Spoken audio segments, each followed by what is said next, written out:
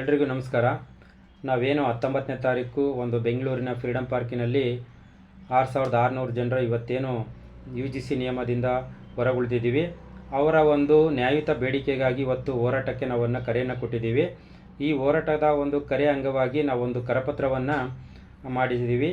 ಆ ಕರಪತ್ರದಲ್ಲಿ ಹಿರಿಯ ನಾಯಕರಾದಂಥ ಡಾಕ್ಟರ್ ಸೋಮಶೇಖರ್ ಶಿವಮೊಗ್ಗಿ ಸರ್ ಆಗಿರ್ಬೋದು, ಡಾಕ್ಟರ್ ಹನುಮಂತಗೌಡ ಕಲ್ಮನಿ ಸರ್ ಆಗಿರ್ಬೋದು, ಅರುಣ್ ಕುಮಾರ್ ಸರ್ ಆಗಿರ್ಬೋದು, ರಾಜಶೇಖರ ಮೂರ್ತಿ ಸರ್ ಆಗಿರ್ಬೋದು, ಹಾಗೆ ಲೋಕೇಶ್ ಪಿ.ಸಿ ಅವರಾಗಿರ್ಬೋದು, ಹಾಗೆ ಸುನೀತಾ ಮೇಡಮ್ ಅವರಾಗಿರ್ಬೋದು, ಇವರ ಒಂದು ಮಾರ್ಗದರ್ಶನ ಅಂತಂದೇಳಿ ನಾವೊಂದು ಹೆಸರುಗಳನ್ನು ಬಳಸ್ಕೊಂಡಿದ್ದೀವಿ. ಏಕೆಂದರೆ ನಮಗೆ ಬಳಸ್ಕೊಳ್ಳೋಕ್ಕೆ ನಮಗೆ ಹಕ್ಕು ಕೂಡ ಇದೆ.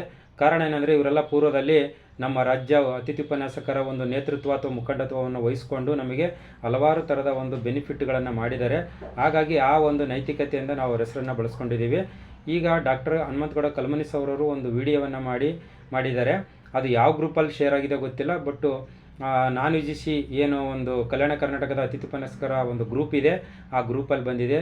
ಆ ಗ್ರೂಪಲ್ಲಿ ಅವರು ಒಂದು ವಿಡಿಯೋದಲ್ಲಿ ಹೇಳ್ತಾರೆ, ನನ್ನ ಸ್ನೇಹಿತರು ನನ್ನ ಹೆಸರನ್ನು ದುರ್ಬಳಕೆಯನ್ನು ಮಾಡ್ಕೊಂಡಿದ್ದಾರೆ ಮತ್ತು ಆಗುವಂಥ ಒಂದು ಕೆಲಸಕ್ಕೆ ಅವರು ತೊಂದರೆಯನ್ನು ಮಾಡ್ತಿದ್ದಾರೆ ಅಂತಂದೇಳಿ ತಪ್ಪು ಸಂದೇಶವನ್ನು ಅವರು ರವಾನಿಸಿದ್ದಾರೆ. ದಯಮಾಡಿ ಡಾಕ್ಟರ್ ಹನುಮಂತಗೌಡ ಕಲ್ಮನಿ ಸರ್ ಅವರೇ, ಇವತ್ತು ನೀವು ಒಳ್ಳೇದು ಮಾಡ್ತಾ ಇದ್ದೀರಿ ಅಂತಲೂ ನಮಗೆ ಚೆನ್ನಾಗಿ ಗೊತ್ತು. ನಿಮ್ಮ ಒಂದು ಪ್ರಯತ್ನ ಒಂದು ಕಡೆ ನಡೀತಿದೆ ಅಂತಲೂ ಗೊತ್ತು. ನಾವು ಕೂಡ ಆ ಪ್ರಯತ್ನಕ್ಕೆ ಕೈ ಜೋಡಿಸ್ಬೇಕು ಮತ್ತು ಸರ್ಕಾರಕ್ಕೆ ಒಂದಿಷ್ಟು ನಾವು ಎಚ್ಚರಿಕೆ ಅಥವಾ ಒತ್ತಡವನ್ನು ತರಬೇಕು ಅಂತಂದೇಳಿ ನಾವು ಇವತ್ತು ಕೆಲಸ ಕಳ್ಕೊಂಡು ನಾವು ಹೊರಗಿದ್ದೀವಿ. ನೀವು ಕೆಲಸದಲ್ಲಿ ಒಳಗಿದ್ದೀರಿ, ನಿಮಗೆ ಇವತ್ತು ವೇತನ ಕೊಡುತ್ತೆ ಅನ್ನೋ ಉದ್ದೇಶದಿಂದ ನಮಗೆ ಆದಷ್ಟು ಬೇಗ ಸಿಹಿ ಸುದ್ದಿ ಕೊಡಲಿ ಸರ್ಕಾರ ಅಂತಂದೇಳಿ ನಾವು ಈ ರೀತಿ ಹೋರಾಟಕ್ಕೆ ನಾವು ಒಂದು ಮುಂದಾಗಿರ್ತೇವೆ. ಯಾವುದೇ ಥರದ ನಿಮ್ಮ ಹೆಸರನ್ನು ದುರ್ಬಳಕೆಯನ್ನು ಮಾಡಿಕೊಂಡು ಅಥವಾ ನಿಮ್ಮ ಹೆಸರಿಗೆ ಕಳಂಕ ತರುವಂಥ ಒಂದು ಕೆಲಸವನ್ನು ನಾವು ನಾನ್ UGC ಅತಿಥಿ ಉಪನ್ಯಾಸಕರು ಮಾಡ್ತಾ ಇಲ್ಲ, ಮಾಡೋದು ಇಲ್ಲ, ಅದರ ಅಗತ್ಯನೂ ಇಲ್ಲ. ದಯಮಾಡಿ ನಿಮ್ಮಿಂದ ಅನುಕೂಲ ಆಗಲಿ, ಆದರೆ ನಿಮ್ಮಿಂದ ಯಾವುದೇ ಥರದ ನಮ್ಮ ಒಂದು ಹೋರಾಟಕ್ಕೆ ಒಂದು ತೊಂದರೆ ಆಗಬಾರ್ದು ಅಂತೇಳಿ ನಿಮ್ಮಲ್ಲಿ ಕಳಕಳಿಯನ್ನು ಕೇಳ್ಕೊಳ್ತೀನಿ.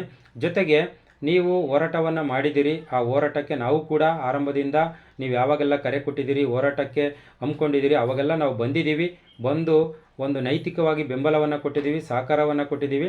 ಆ ಒಂದು ಕೃತಜ್ಞತೆಯಿಂದ ನಾವು ಇವತ್ತು ನಿಮಗೆ ಒಂದು ಗೌರವ ಸೂಚಕವಾಗಿ ನಿಮ್ಮ ಹೆಸರನ್ನು ಬಳಕೆಯನ್ನು ಮಾಡ್ಕೊಂಡಿದ್ದೀವಿ ವಿನಃ ನಿಮ್ಮ ಹೆಸರನ್ನು ದುರ್ಬಳಕೆಯನ್ನು ಮಾಡಿಕೊಂಡು ನಾವು ಏನನ್ನೂ ಪಡ್ಕೊಳ್ಳೋಕ್ಕೆ ಸಾಧ್ಯ ಆಗ್ತಾ ಇಲ್ಲ. ದಯಮಾಡಿ ನೀವು ಅನ್ಯತೆ ಭಾವಿಸ್ಬೇಡಿ. ನಮ್ಮ ನಾನ್ UGC ಅತಿಥಿ ಉಪನ್ಯಾಸಕರು ಇವತ್ತೇನು ಹೊರಗೆ ಬಿದ್ದಿದ್ದಾರೆ ಅವರನ್ನು ಒಳಗೆ ತೆಗೆದುಕೊಳ್ಳಿಕ್ಕೆ ನೀವು ಪ್ರಾಮಾಣಿಕ ಪ್ರಯತ್ನವನ್ನು ಮಾಡ್ತಾಯಿದ್ದೀರಿ ಅಂತಲೂ ಗೊತ್ತು. ಆ ಪ್ರಾಮಾಣಿಕತೆ ಪ್ರಯತ್ನಕ್ಕೆ ಒಂದು ಬೆಲೆ ಬರಬೇಕು ಅಂದರೆ ಇವತ್ತು ನಾವೇನು ಕರೆಯನ್ನು ಕೊಟ್ಟಿದ್ದೀವಿ 19ನೇ ತಾರೀಕಿಗೆ ಫ್ರೀಡಮ್ ಪಾರ್ಕಲ್ಲಿ, ಆ ಒಂದು ಹೋರಾಟಕ್ಕೆ ನೀವು ಒಂದಿಷ್ಟು ಪ್ರತ್ಯಕ್ಷವಾಗಿ ಒಂದು ನೈತಿಕ ಬೆಂಬಲವನ್ನು ಸೂಚಿಸಬೇಕು, ಕೊಡಬೇಕು ಅಂತೇಳಿ ನೀವು ಹೋರಾಟದಲ್ಲೂ ಕೂಡ ನಿಮ್ಮ ಒಂದು ನೇತೃತ್ವನೇ ಇರಲಿ. ನಮಗೇನು ಅದೇನು ಮುಖಂಡತ್ವ ಅಥವಾ ನೇತೃತ್ವ ವಹಿಸ್ಕೊಂಡು ನಾವು ಹೆಸರು ಮಾಡಬೇಕಂತ ಏನಿಲ್ಲ.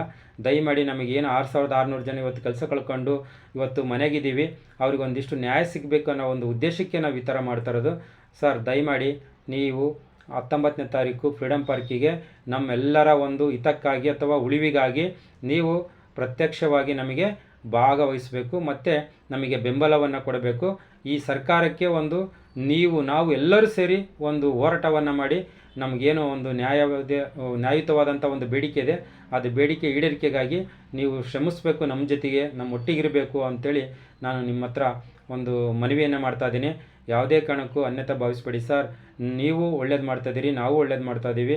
ದಯಮಾಡಿ ಆಗೋ ಕೆಲಸಗಳಿಗೆ ನಾವೆಲ್ಲೂ ಕೂಡ ತೊಂದರೆಯನ್ನು ಮಾಡಲ್ಲ. ಅದು ಆಗಲೂಬಾರ್ದು, ಅದು ಮಾಡಲೂಬಾರ್ದು.